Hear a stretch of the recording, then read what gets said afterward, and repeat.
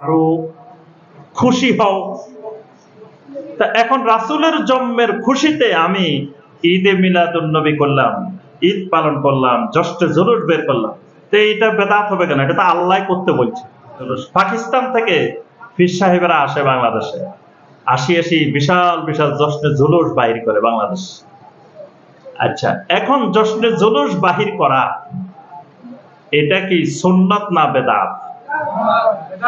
মাশাআল্লাহ, তাহলে এটা কি বেদাত। আচ্ছা, বেদাতের কি দলিল আছে? বেদাতের দলিল আছে? দলিল থাকলে বেদাত হয় না, দলিল না থাকলে বেদাত হয়।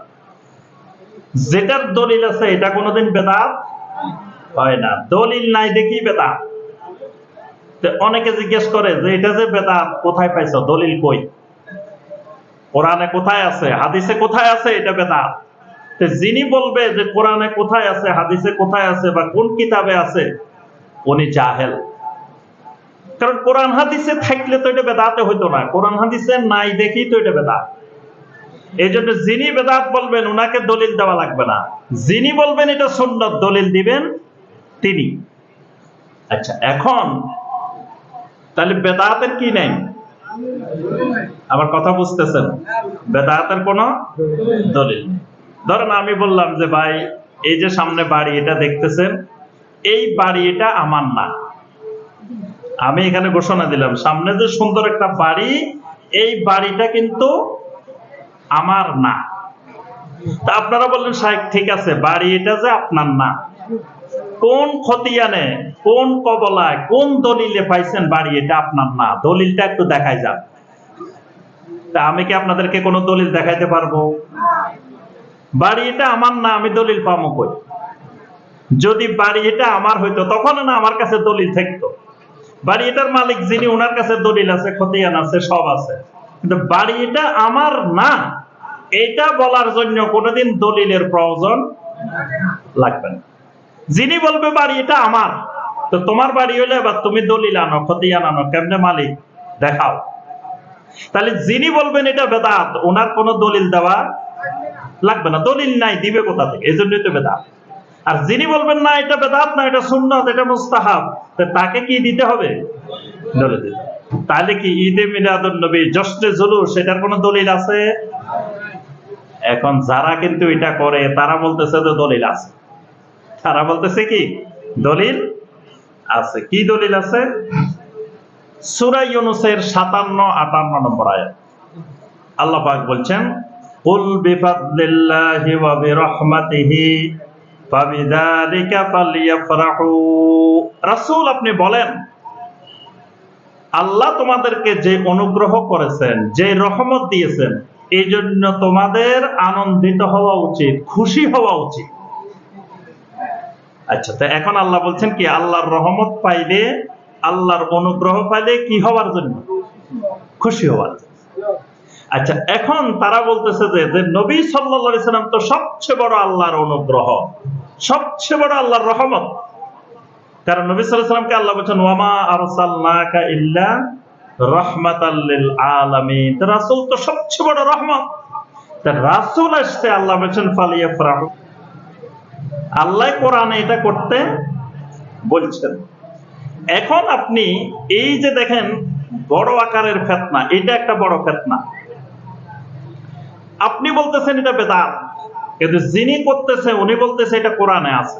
তো কোরআনে যদি কিছু থাকে এটা কোনোদিন বেদাত হবে? বেদাত হওয়ার সম্ভাবনা। কোরআনে যদি থাকে, সহিহ হাদিসে যদি থাকে, এটা কোনোদিন বেদাত হইতে পারে না। এখন যে করতেছে সে বলতেছে যে এটা কোরআনে আছে। এবার আপনি যদি এই ফিতনার সময়ে যদি আপনি সাহাবায়ে কেরামের মানহাজ, সালাফদের মানহাজ যদি শক্ত করে না ধরেন, তাহলে আপনি ওই শিরিক আর বেদাতে ডুবে যাবেন। এখন আপনি বাঁচবেন কিভাবে এই বেদাত থেকে? যেই ব্যক্তি আপনাকে কোরআনের এই দলিল দিছে তাকে আপনি দুইটা প্রশ্ন করবেন। কয়টা প্রশ্ন? কথা বুঝে নাই বলে। কয়টা প্রশ্ন করবেন? এক নম্বরে তাকে প্রশ্ন করবেন, ভাই এই যে আয়াতটা দিয়ে তুমি দলিল দিছো, আয়াত এটা কোন সময় নাজিল হয়েছে? এটা কি এখন নাজিল হয়েছে না 1400 বছর আগে সাহাবায়ে কেরামদের সময় নাজিল হয়েছে? প্রথম প্রশ্ন, আয়াত এটা কোন সময় নাজিল হয়েছে? আয়াত এটা কি এখন নাজিল হয়েছে নাকি সাহাবায়ে কেরামের সময় নাজিল হয়েছিল? এই প্রশ্ন করলে উত্তর হবে কি? কোরআনের আয়াত কি এখন নাজিল হয়? তো কোরআনের আয়াত এটা নাজিল হয়েছে কোন সময়? ওই সাহাবায়ে কেরামের সময় 1450 বছর আগে, ওই সময় তো নাজিল হয়েছে। ঠিক আছে, এটা বেদাতীও বলবে যে না মিয়া এখন কি কোরআন নাজিল হয় নাকি, কোরআনের আয়াত এটা ওই সময় নাজিল হয়েছে। ভালো কথা। 2 নম্বর প্রশ্ন, তাহলে কোরআনের আয়াত এটা সাহাবায়ে কেরামের যুগে ছিল, সাহাবায়ে কেরামের যুগে থাকার পরে সাহাবায়ে কেরামেরা এরকম 12 রবিউল আউয়াল আসলে বা রবিউল আউয়াল মাস আসলে এরকম বড় বড় মিছিল নিয়ে নিয়ে বিভিন্ন রাস্তা, সড়ক, মহাসড়ক প্রদক্ষিণ করতেন কিনা? সাহাবায়ে কেরামেরা বড় বড় কেক কাটতেন কিনা? রাসূলের জন্মদিন পালন করতেন কিনা? সাহাবায়ে কেরামেরা ঈদ পালন করতেন কিনা? তো উত্তর হবে কি? ওই বেদাতীও বলবে সাহাবায়ে কেরাম করে নাই, তারও উত্তর হবে সাহাবায়ে কেরামেরা করে নাই। আচ্ছা, তো এখন প্রশ্ন, এবার সাহাবায়ে কেরামের সামনে কোরআনের আয়াত ছিল, যে আয়াত দিয়ে আপনি দলিল দিলেন আয়াত এটা তাদের সামনেও ছিল, কিন্তু তারা ঈদে মিলাদুন নবী করেন নাই, তারা জ্যৈষ্ঠ জুলুস করেন নাই, তাহলে কেন করলেন না? উত্তর দুইটার যে কোনো একটা। হয় সাহাবায়ে কেরামেরা আয়াত এটা বুঝতে পারেন নাই, বর্তমানে আমাদের দেশের পীর সাহেবেরা আয়াত এটা বুঝে গেছে। এটা ঠিক আছে? এটা ঠিক আছে? এটা যদি কেউ বলে ঠিক, সে কাফের হয়ে যাবে, তার ঈমানে চলে যাবে। সাহাবায়ে কেরামেরা আয়াত বুঝে নাই, আর বাংলাদেশের পীর সাহেবে বুঝছে, পাকিস্তানের পীর সাহেবে বুঝছে, ইন্ডিয়ার পীর সাহেবে বুঝছে, এটা যদি কেউ বিশ্বাস করে সাথে সাথে তার ঈমান চলে যাবে, কাফের হয়ে যাবে।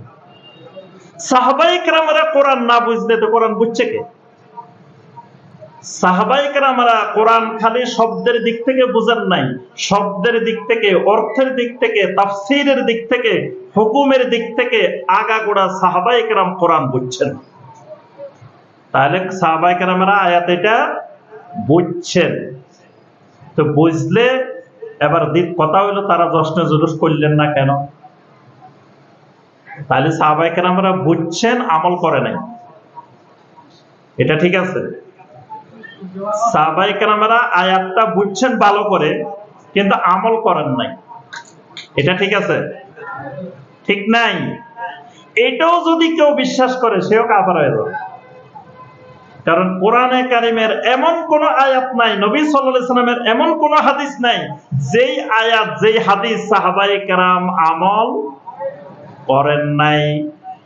সাহাবায়ে কেরাম কোরআনে কারিমের আয়াত নাজিল হইতে দেরি, আমল করতে সাহাবায়ে কেরাম দেরি করেন নাই। এমনকি রাত্রিবেলায় কোন আয়াত যদি নাজিল হইতো, ঘুমানোর আগে সাহাবায়ে কেরাম ওই আয়াতে কারিমার আমল করে ঘুমাইতেন। রাত্রে যদি আমার ঘুমের মধ্যে মৃত্যু এসে যায়, আল্লাহর কাছে কোন জবাব দিব, এই ভয়ে সাহাবায়ে কেরাম রাত্রে আয়াত নাজিল হইলে ঘুমানোর আগে আমল করে তারপরে ঘুমাইতেন। তাহলে আয়াত এটাও বুঝছেন সাহাবায়ে কেরাম, আয়াতের আমলও করছেন সাহাবায়ে কেরাম, কিন্তু ঈদে মিলাদুন নবী করেন নাই, জ্যৈষ্ঠ জুলুস বাহির করেন নাই। তাহলে সমান সমান রেজাল্ট কি বাহির হলো? যে এই আয়াত দিয়ে যে দলিল দেওয়া হয়েছে এটা মিথ্যা দলিল, ভুয়া দলিল। এই আয়াত দিয়ে আল্লাহ রাব্বুল আলামিন জ্যৈষ্ঠ জুলুস বের করতে বলেন নাই, ঈদে মিলাদুন নবী সাল্লাল্লাহু আলাইহি ওয়াসাল্লাম পালন করতে বলেন। আচ্ছা, এই যে তার দলিলটা খণ্ডন করলেন, কোরআনের আয়াত দিয়ে সে মিথ্যা দলিল দিচ্ছে, এটা যে খণ্ডন করলেন, কি দিয়ে করছেন? সাহাবায়ে কেরাম, সাহাবায়ে কেরামকে দিয়ে করছেন। এই সাহাবায়ে কেরামের মানহাজ যদি আপনি ধরে না রাখতেন, তাহলে আপনিও আবেগের সাগরে শিরিক আর বেদাতে ডুবে যাবেন। কিয়ামত পর্যন্ত এই সাহাবায়ে কেরামের এই মানহাজ যদি ধরে রাখেন, প্রত্যেকটা দলিলের সাথে দেখবেন যে সাহাবায়ে কেরাম কি করছেন। তাহলে সাহাবায়ে কেরাম যদি করেন, বুঝতে হবে এটা সুন্নাহ। সাহাবায়ে কেরাম করেন নাই, তার অর্থ হলো এটা বেদাত। কোন ক্ষেত্রে? ইবাদতের ক্ষেত্রে, আমলের ক্ষেত্রে।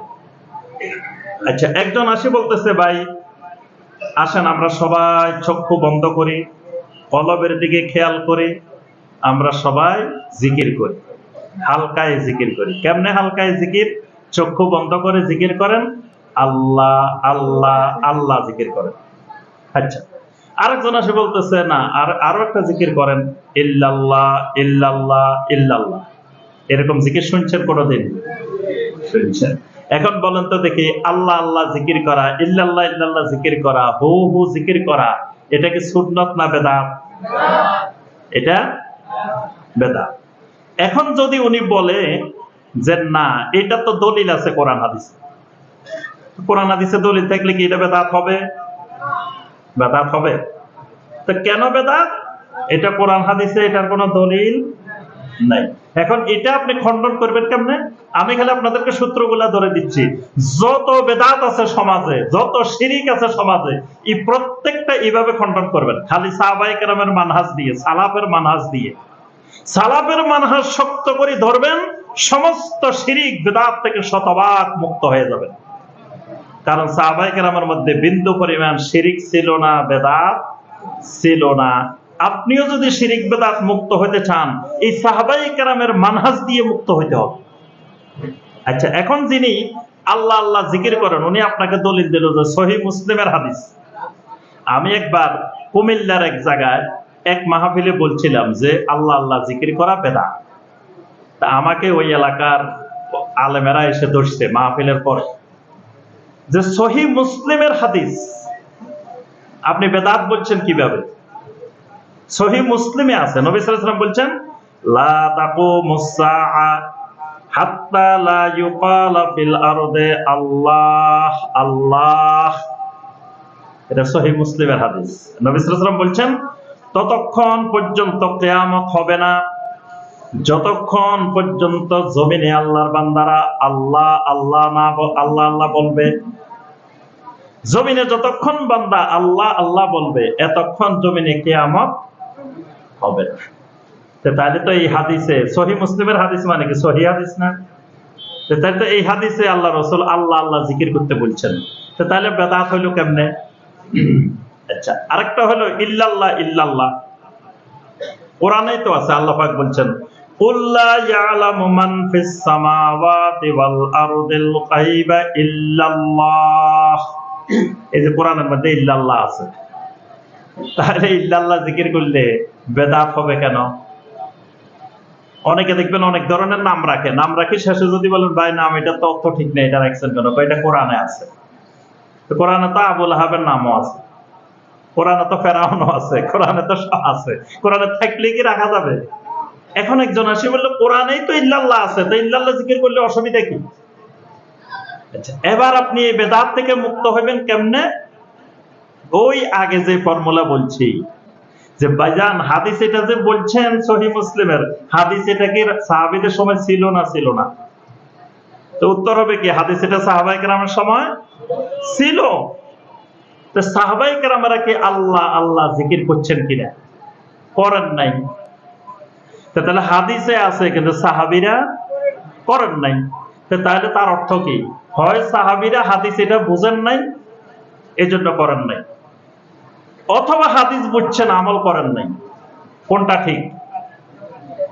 বলেন তো দেখি কোনটা ঠিক? হ্যাঁ, একটা হলো সাহাবীরা হাদিসটা বুঝেন নাই, এজন্য আমল করতে পারেন নাই। আরেকটা হলো বুঝছেন কিন্তু আমল করেন নাই। কোনটা ঠিক? মাশাআল্লাহ, ছাত্র খুব মেধাবী স্টুডেন্ট। তাহলে একটাও ঠিক নেই। এখন সাহাবায়ে কেরাম হাদিসও বুঝছেন কিন্তু সাহাবায়ে কেরাম আল্লাহ আল্লাহ জিকির করেন নাই, ইল্লাল্লাহ ইল্লাল্লাহ জিকির করেন নাই। তাহলে এই যে বেদাতটা আপনি বের করছেন কিভাবে? যে এই হাদিসে আল্লাহ রাসূল সাল্লাল্লাহু আলাইহি ওয়াসাল্লাম এইটা করার জন্য বলেন নাই। তাহলে এই যে হাদিসের বিকৃত ব্যাখ্যা যখন আপনার সামনে দিবে, এই বিকৃত দলিল বিকৃত ব্যাখ্যা আপনি ধরে ফেলবেন কি দিয়ে? যে সাহাবায়ে কেরামের মানহাজ দিয়ে। সাহাবায়ে কেরামের মানহাজ দিয়ে আপনি সমস্ত বেদাত সমস্ত শিরক সাথে সাথে আপনি ধরে ফেলতে পারবেন। ঠিক এইভাবে দেখবেন যারা ফির ধরে তাদেরকে যদি জিজ্ঞাসা করেন ভাই ফির ধরা কোথায় পাইছেন, তখন বলবে কি, সূরা আল মায়েদার 35 নম্বর আয়াত, ইয়া আইয়ুহাল্লাযীনা আমানুত্তাকুল্লাহ ওয়াবতাগু ইলাইহিল ওয়াসিলা। ওয়াবতাগু ইলাইহিল ওয়াসিলা, এটা হলো ফির ধরার সবচেয়ে বড় দলিল যে আল্লাহ বলছেন ওসিলা ধরো, ওসিলা তালাশ করো। এখন আয়াত এটা ইমাম আবু হানিফা রাহমাতুল্লাহির যুগে ছিল না, এই কথা কয় না। আয়াত এটা সূরা আল মায়েদার 35 নম্বর আয়াত ইমাম আবু হানিফা রাহমাতুল্লাহির যুগে ছিল না। তো ইমাম আবু হানিফা রাহিমাহুল্লাহর পীর কে?